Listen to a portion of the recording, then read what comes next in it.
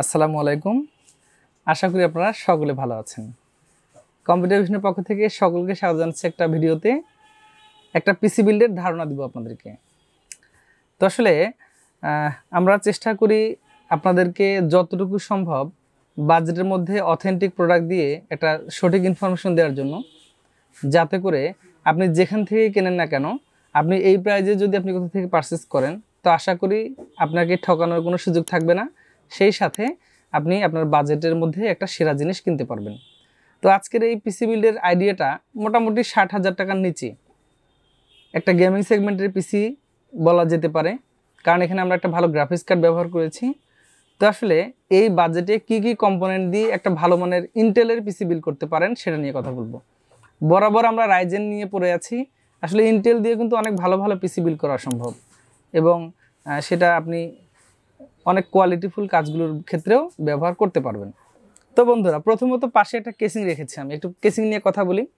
তো কেসিংটার ডিজাইন আসলে খুবই কমন, খুবই পরিচিত, বাট কেসিংয়ের বিল্ড কোয়ালিটি এবং এর সাথে যে আমরা ফ্যানগুলো ব্যবহার করেছি এগুলো সব কিছুই যথেষ্ট কোয়ালিটিফুল। ইভেন এটা অটোমেটিক্যালি কালারগুলো পরিবর্তন হয়। এটার মডেল হচ্ছে অ্যাপটেকের একটি মডেল 8303। তো সামনে 3টি ফ্যান আছে, টপে 2টি ফ্যান আছে, পিছনে একটি ফ্যান আছে। সব একটা পিসির এই ফ্যানগুলো দিয়ে ইনসাইডে যে কুলিং সিস্টেম করার প্রয়োজন হয় তার পর্যাপ্ত পরিমাণে আছে। আপনি নিশ্চিন্তে এই কেসিংটা আপনার পছন্দ রেখে রাখতে পারেন। এটা কিনতে গেলে হয়তো আপনাকে 3700 থেকে 800 টাকার আশেপাশে খরচ করতে হতে পারে। তো আমার মনে হয় বাজেটের মধ্যে একটা সেরা কেসিং হতে পারে আপনার জন্য। তো এখন চলে যাই অন্যান্য কী কী কম্পোনেন্ট দিয়েছি।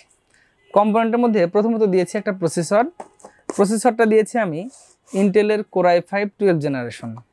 তবে হ্যাঁ, এই প্রসেসরটার মডেল হচ্ছে 12400F, যেটা এফ সিরিজের প্রসেসর। আমরা বরাবর জানি যে সেটাতে গ্রাফিক্স কার্ড লাগাতে হয়, আর অর্থাৎ গ্রাফিক্স কার্ড যদি আপনি না লাগান তাহলে এটা ডিসপ্লে আসবে না। সো এই কারণে এই প্রসেসরটা দিয়েছি। কারণ হলো যে এখানে আমি একটা যেহেতু ভালো মানের গ্রাফিক্স কার্ড রেখেছি, এই কারণে হয়তো এখানে টাকা খরচ কম করার চেষ্টা করলাম। আপনি হয়তো যদি একটু গ্রাফিক্স সহ যে প্রসেসরটা হয়, অর্থাৎ 12400 মডেলটা, এটা নিতে গেলে হয়তো আপনাকে একটু বাজেটটা আরও বাড়াতে হবে। তো এখানে আমি টাকাও একটু কমাইলাম যেহেতু গ্রাফিক্স কার্ড ব্যবহার করব।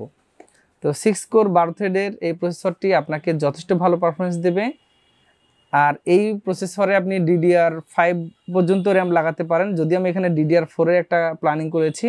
সেই সাথে এটাতে Gen 4 মোটামুটি সব ধরনের আপনি SSD-তে অথবা অন্যান্য যা আছে সব কিছু Gen 4 ক্যাপাবিলিটেবল আর কি।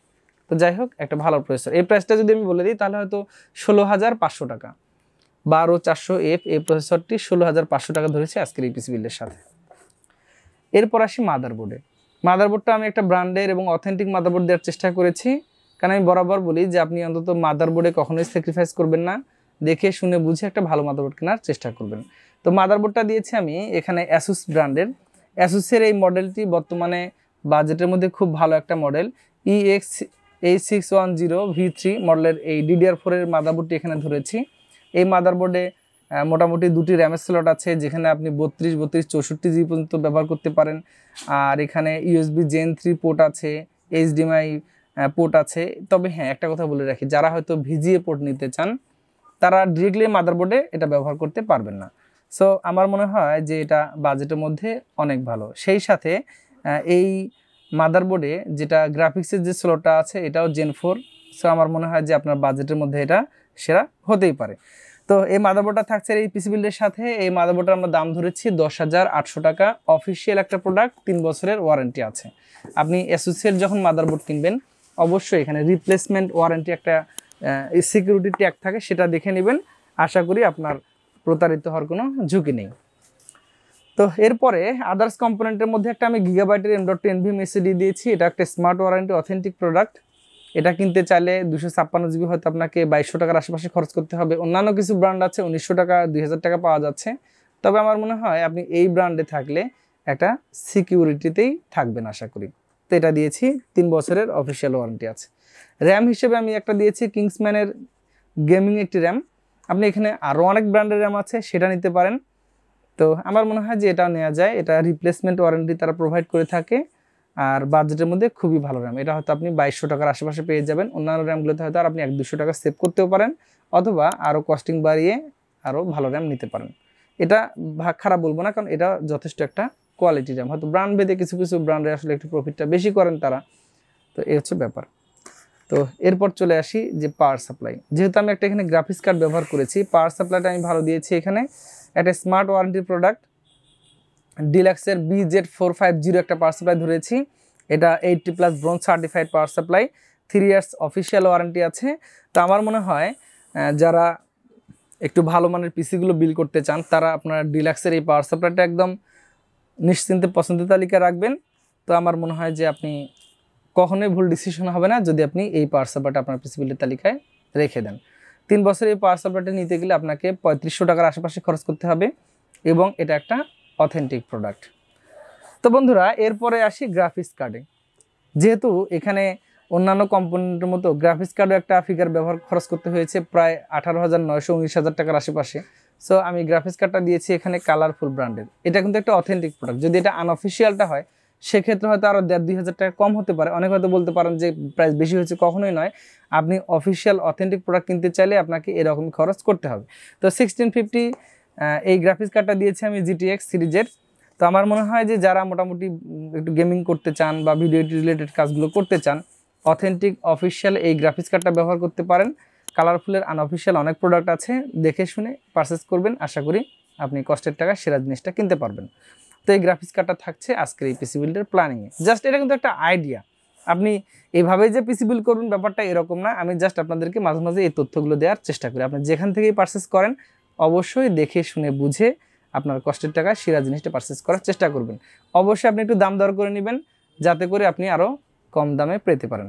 তবে হ্যাঁ বন্ধুরা, অনেকে হয়তো আমাদের এখানে কমেন্ট করেন যে আমরা প্রাইস বেশি নিচ্ছি। আসলে এটা কিন্তু একেবারে ভুল ধারণা। আমরাও চেষ্টা করি যতটুকু ন্যূনতম প্রাইজে আপনাদেরকে দেয়া যায়।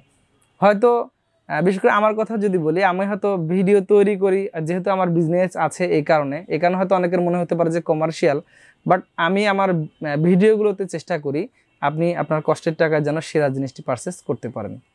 জাস্ট এটা একটা তথ্য দেয়া। তো আমার মনে হয় এই বাজেটের মধ্যে যদি আপনার ধরেন 58-59 হাজার টাকা বা 60,000 নিচে একটা বাজেট করেন, তাহলে এই একটা স্ট্যান্ডার্ড মানের পিসি বিল করা সম্ভব। এখানে আমরা যেহেতু গ্রাফিক্স কার্ডে প্রায় ধরেন 19-20 হাজার টাকা 18,000 টাকার উপরে খরচ করেছি, এটা যদি আমরা এখান থেকে বাদ দিয়ে অন্যান্য একটা নর্মাল নিতাম, তাহলে এখানে কিন্তু 20,000 টাকা কমায় দিলে ধরেন 40,000 টাকাতে এই প্ল্যানিংটা হয়ে যায়। যদিও এখানে তখন গ্রাফিক্স কার্ডটাতে আমাদের খরচ কিছুটা বাড়াতে হতে পারতো। তো প্রত্যেকটা কম্পোনেন্ট আমি চেষ্টা করেছি ভালো ব্যবহার করার জন্য। এখানে আর একটু যেটা রিকমেন্ডেশন থাকবে আমার, আপনি হয়তো র্যামটা একটা জায়গায় দুটি ব্যবহার করলে আরও একটু বেটার পারফরমেন্স পাবেন। সো সেটা আপনি করতে পারেন। আপনি যদি চান যে কেসিংটাতে এত খরচ করবেন না, আপনি কমিয়ে নিতে পারেন। এখানে এভারেজে বিভিন্নভাবে মেকানিজম করে এখানে খরচ কমানো সম্ভব।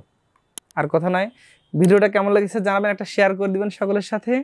আগামীতে আবার আরও অনেক ধরনের ভিডিওতে আসবো ধীরে ধীরে। আপনাদের কোনো পছন্দের থাকলে সেটা বলবেন, আমি সেটা তৈরি করার চেষ্টা করব ইনশাল্লাহ। সকলের সুস্থতা কামনা করে বিদায় নিচ্ছি। আল্লাহ হাফিজ।